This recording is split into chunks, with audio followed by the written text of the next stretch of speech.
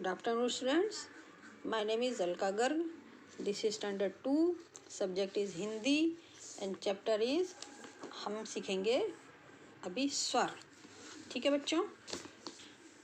तो स्वर मैंने आपको ये चलिए एक बार स्टार्ट से सिखा देती हूँ, रिवाइज कर देती हूँ. सबसे पहला स्वर होता है ए. ऐसे अनार. ठीक है बच्चों. ऐसे अनार, ऐसे अचकन, ये होता है ऐसे अनार. ऐसे अचकन, ऐसे अदरक और ऐसे अजगर. तो ऐसे अनार. ठीक है. ऐसे अचकन, ऐसे अदरक और ऐसे अजगर. तो इसको ये आपको लिखना आ गया है ऐसे अनार. ठीक है. अब ये ऐसे इंग्लिश वर्ड्स पढ़ते हैं इनके. ऐसे अनार. अनार को इंग्लिश में बोलते हैं पोमीग्रेनेट. इसकी स्पेलिंग POMEGRANATE. POME pomegranate. तो पोमीग्रेनेट मीन्स अनार. नेक्स्ट वर्ड आता है अजगर. अजगर को इंग्लिश में बोलते हैं पाइथन. इसकी spelling PYTHON. Python. Python means अजगर. AJGR अजगर. नेक्स्ट वर्ड आता है ऐसे अदरक. ADRK अदरक. इसको इंग्लिश में GINGER जिंजर. जिंजर कहते हैं. जिंजर मीन्स अदरक. और अचकन AHAKN. अचकन को इंग्लिश में LONG long. COAT coat. Long coat यानी लंबा कोट जो होता है वो अचकन कहलाती है. जैसे आजकल शादी में पहनते हैं शेरवानी, तो वो अचकन कहलाती है. ठीक है बच्चों. ये होता है ऐसे अनार, ऐसे अचकन. और ये ऐसे अमरूद भी होता है. ये अमरूद है जिसको जामफल कहते हैं आप लोग. तो इसमें आपको कलर करने हैं येलो और या ग्रीन. ठीक है. तो ये कलर करिए और ये जो इसकी आप येलो कलर करिए इसमें, क्योंकि इसकी जो ये लीव्स हैं, लीव्स इनमें आपको ग्रीन कलर करना है. ठीक है. तो दिस इज गुआवा और आपको इसको कलर करना है. तो ये है ऐसे अमरूद. फिर सेकंड स्वर आता है आ से आम. ठीक है. तो ऐसे अनार लिख के उसके आगे आ की मात्रा लगा देते हैं तो ये आ बन जाता है. आ से आ में आम. और ये होती है आग. आगे आग. और ये होती है 8. 8 लेटर जो 8 होता है ना हिंदी का, तो उसको 8 है. 8. और इसको आ से ने आसन. ये आसन होता है बैठने का, यानी एक छोटी चटाई, मैट. तो इसको आ से हम यहाँ पे इसको कंप्लीट कर देंगे. ये आपने कर लिया होगा. आ से आम. और इसमें इसके इंग्लिश वर्ड्स जो होते हैं आग. आगे आग. आग को इंग्लिश में FIRE फायर. आग को फायर कहते हैं. और आम को इंग्लिश में MANGO मैंगो. ठीक है. आम को मैंगो कहते हैं. और 8 को इंग्लिश में EIGHT 8 कहते हैं. और आसन को इंग्लिश में MAT mat. OF of. CLOTH cloth. आसन तो इंग्लिश में मैट ऑफ क्लोथ यानी कपड़े का, कपड़े की चटाई ऐसे कहते हैं. ठीक है बच्चों. तो ये हो गए आ से इंग्लिश वाले वर्ड्स. अब इनमें ये चित्र बने हुए हैं और इनमें से आपको जो आ से वर्ड स्टार्ट होते हैं उन पे टिक करना है और जो नहीं होते हैं उन पे क्रॉस करना है. जैसे ये है ऐसे अनार. तो ये ऐसे शुरू होता है, आ से नहीं होता है, इसलिए हम इस पे के ऊपर क्रॉस करेंगे. ठीक है. ये भी इमली ई से शुरू होती है, इस पे भी क्रॉस करेंगे. और ये आ से आदमी. तो आ से शुरू होता है इसलिए हम इस पे टिक मार्क लगाएंगे. और ये भी आलू है तो भी आ से स्टार्ट होता है इसलिए हम इस पे टिक मार्क लगाएंगे. और ये है आ से 8. इस पे भी हम टिक मार्क लगाएंगे. ठीक है बच्चों. तो हो गया ऐसे अनार, आ से आम. इसके बाद आती है ई से इमली. इसको हम छोटी ई से इमली और इसको बड़ी ई से ईख ऐसा बोलते हैं. तो ये होते हैं छोटी ई से इमली. इमली ये होती है इमली. आप लोग खाते हो ई मैली इमली, ये इमली होती है. और ये होती है ई से इडली, है ना. इडली खाइए ना, सांभर के साथ मम्मी बनाती है। इडली, इडली, इमली, इडली, और ये होती है इमारत। ये बड़ी बिल्डिंग होती है, जैसे फ्लैट्स होते हैं बड़े बड़े ऊंचे ऊंचे, तो ये इमारत, या कोई भी जो बिल्डिंग होती है वो इमारत कहलाती है। स्कूल की बिल्डिंग है वो भी स्कूल की इमारत है। ये है इमरती, है ना, जलेबी जैसी इमरती होती है ये। ठीक है बच्चों, तो ये होगा ई। तो ये ई से इमली। अब ई से इमली, इनके जो इंग्लिश वर्ड्स हैं इनके मैं बता देती हूँ आपको। इमारत को इंग्लिश में बोलते हैं BUILDING, बिल्डिंग। इमारत को इंग्लिश में बिल्डिंग कहते हैं। और इमली को इंग्लिश में टामरिंड, TAMARIND, टामरिंड। और इडली को इंग्लिश में IDLEE, इडली।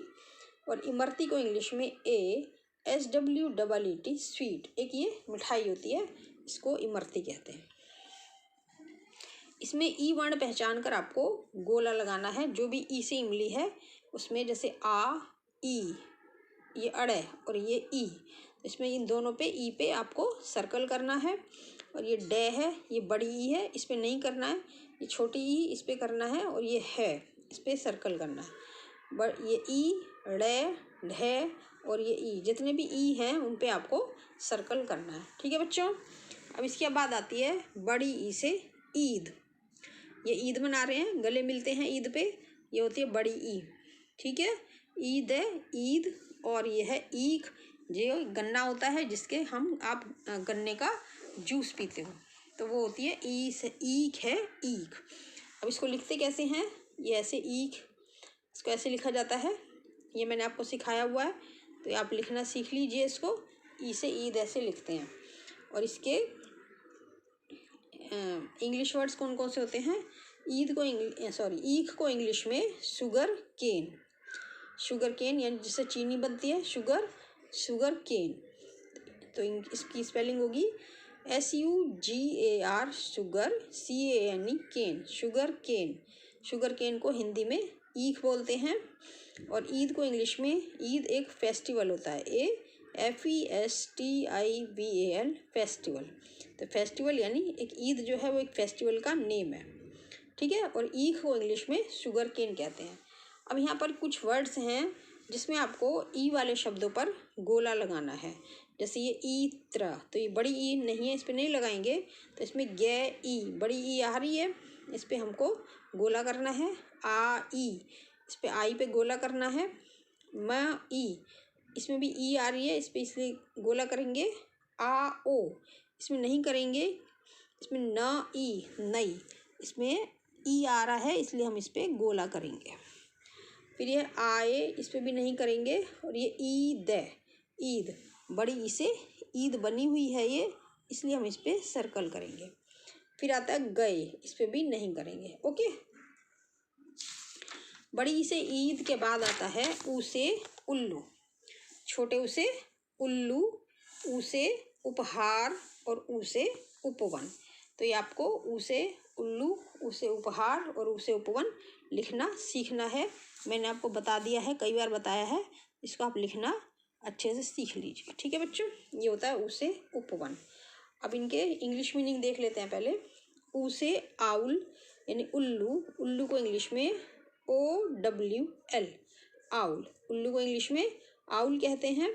और उपहार, उपहार, उपहार को इंग्लिश में GIFT, गिफ्ट बोलते हैं। और उपवन को इंग्लिश में GARDEN, गार्डन। उल्लू को आउल, उपहार को गिफ्ट, उपवन को GARDEN, गार्डन। और उदय, जैसे सूर्य उदय होता है तो RISE, राइस, राइस में सूर्य का उदय होना, यानी सूर्य जब निकलता है उस समय को उदय बोलते हैं, राइस। अभी कुछ वर्ड्स हैं उनको हमें चित्रों से मिलान करना है। जैसे ये पहला वर्ड है उपहार, उपहार है, उपहार, उपहार यानी गिफ्ट। तो यहाँ पे गिफ्ट कौन सा है? ये, तो इसको हमको इससे मैच करना है, उपहार को गिफ्ट से मैच करेंगे। फिर ये ने, उपवन, ये उपवन, इसमें उपवन, ये उपवन है, बगीचा है, गार्डन है, इससे हम इसको मैच करेंगे उपवन को। फिर उदय, उदय, ये सनराइज हो रहा है, इसको उदय करेंगे। फिर उबेटन, उबटन, इसको उबटन को हम मैच करेंगे। ठीक है बच्चों, तो ये तो हो गया छोटे ऊ से उल्लू। अब आता है बड़े ऊ से ऊन। जैसे ऊ लिखा था हमने, ऊ में ही ऐसी मात्रा लगा देते हैं तो ये बड़े ऊ से ऊन बन जाता है। ऊ से ऊन, उनके स्वेटर बनते हैं, गर्मी ठंडी में जो पहने जाते हैं।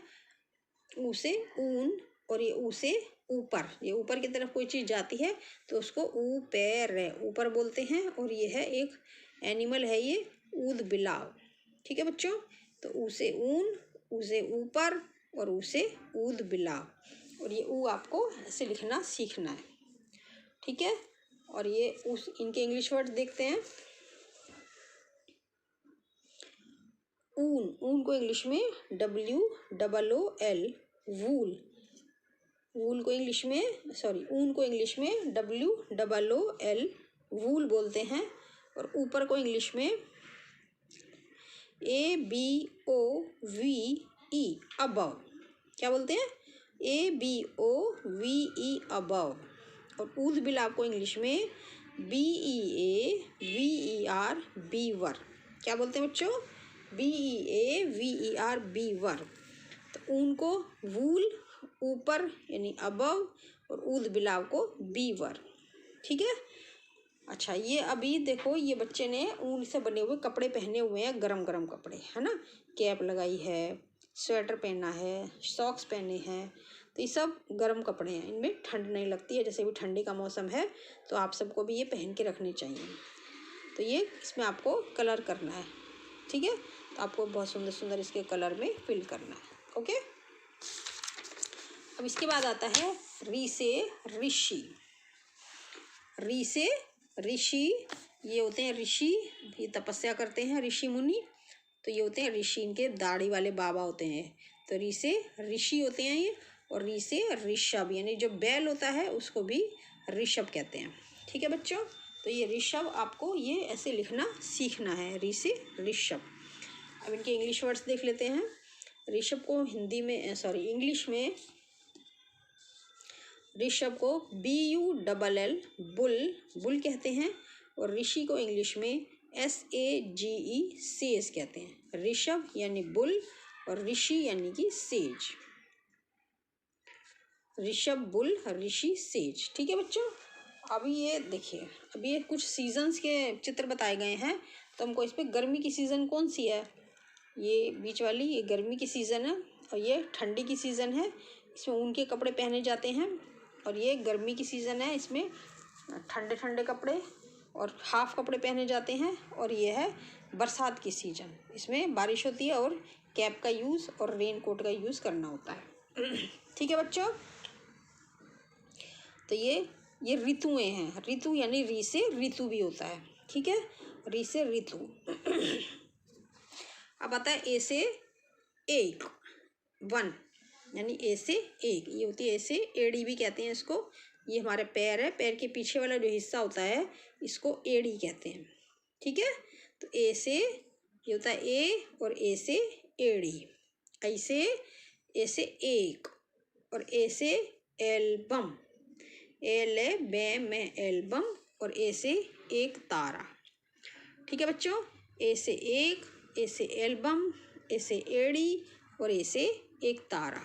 तो इसको लिखना कैसे है, इसको ए से एक ऐसे लिखते हैं। इनके इंग्लिश वर्ड्स देख लेते हैं।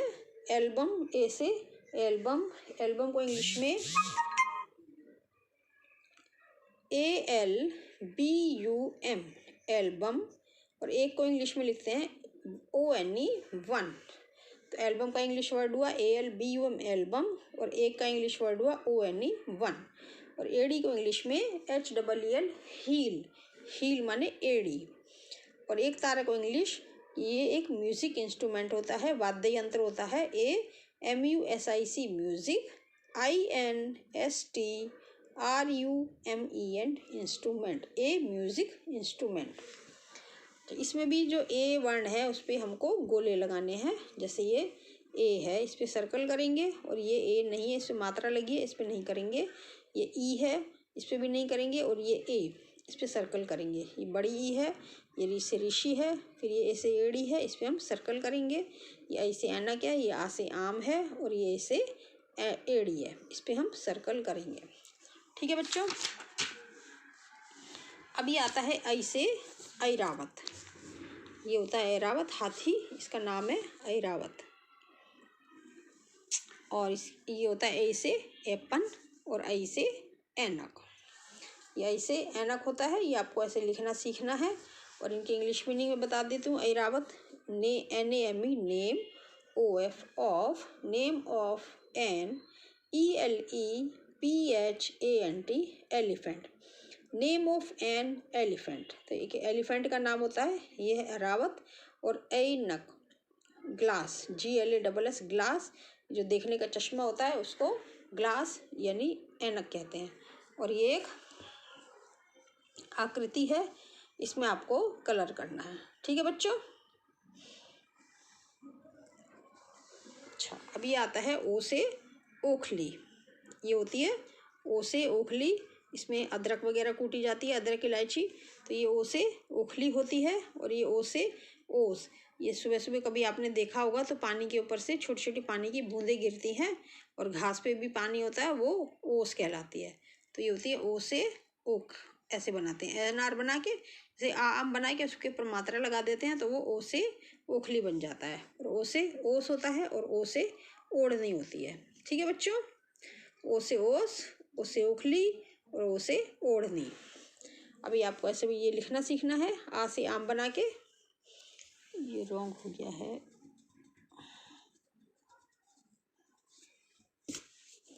तो ये ओ से ओखली आपको लिखना है। ठीक है।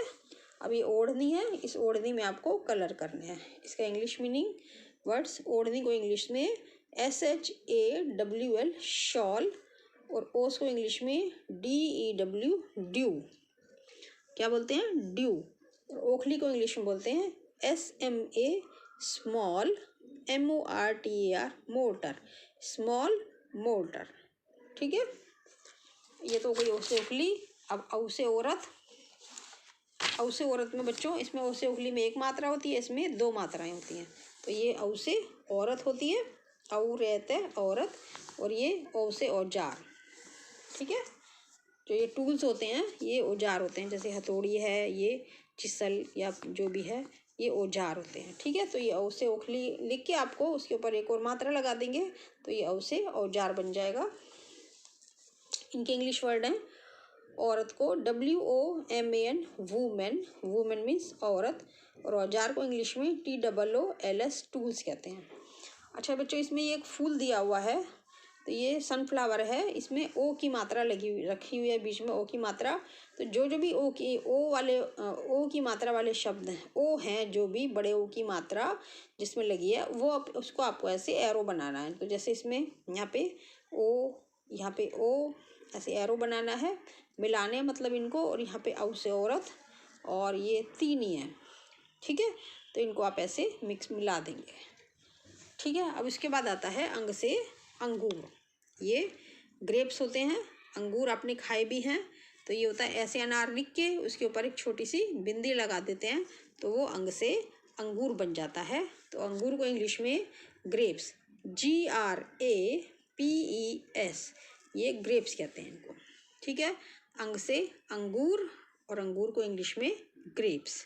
तो इसको लिखा कैसे जाता है, ऐसे अनार लिख के उसके ऊपर एक छोटी सी बिंदी लगा देते हैं, तो ये अंगूर बन जाता है। फिर उसके बाद आता है एह खाली। इसका कोई शब्द नहीं होता है। इसमें हम क्या करते हैं, ऐसे अनार लिखते हैं, और इसमें तो जैसे अंगूर में तो ऊपर की तरफ बिंदी लगाते हैं, और एह खाली में साइड में दो बिंदियां लगा देते हैं। तो ये एह, यानी इसमें है की हमको साउंड आती है। तो एह विसर्ग कहते हैं इनको। ऐसे ये दो बिंदियां लगा देते हैं, तो ये एह खाली हो जाता है। तो इसको हम ऐसे अनार लिख के, जैसे पहले 3 बना के, फिर है ना 3 बनाया, फिर उसके ऐसे सर्कल बनाया, तो ये ऐसे एह लिख देते हैं। तो ऐसे ये हमारा ये सारे अभी हमारे सारे स्वर कंप्लीट हो गए हैं। अब मैं इसके बाद कल को आपको नेक्स्ट लेक्चर में दूसरे इसके आगे व्यंजन सिखाऊंगी। ठीक है बच्चों, इसको आप पढ़ लीजिए, लर्न करिए और अपनी नोटबुक में इनको लिखना स्टार्ट कीजिए ताकि आपको लिखने की प्रैक्टिस हो। Okay, thank you.